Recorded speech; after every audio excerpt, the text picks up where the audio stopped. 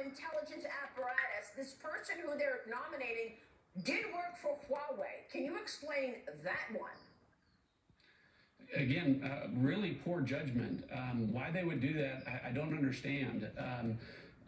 Listen, Huawei is under the direction and control of the Chinese Communist Party, which means lawyers for Huawei are under the direction and control of the Chinese Communist Party. So if you agree with me, as many people have, that China is our greatest national security threat, why would you put one of China's lawyers in charge of our intelligence community, to be the highest lawyer within the intelligence community to deal with our greatest threat? It doesn't make any sense.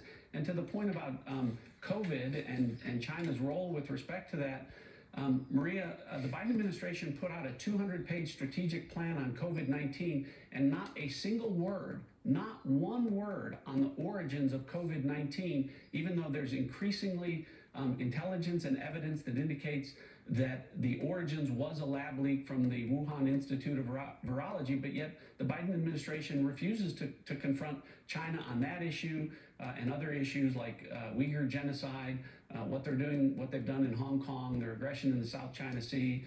Again, the Biden administration is going to continue to get criticism for being soft on China, and they're not helping themselves by putting people in that have had ties with the Chinese Communist Party or doing work for China and the Chinese Communist Party into this administration. I don't understand any of this, John.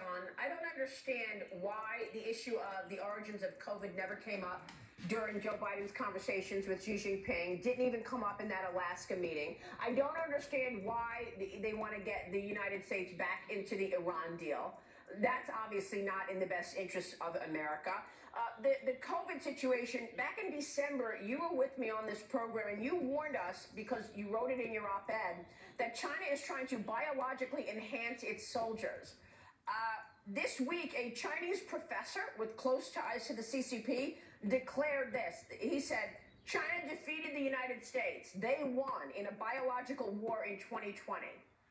We also had news a couple of weeks ago from another reporter out of Australia who said that the idea of using a biological weapon was talked about 5 years before the pandemic occurred.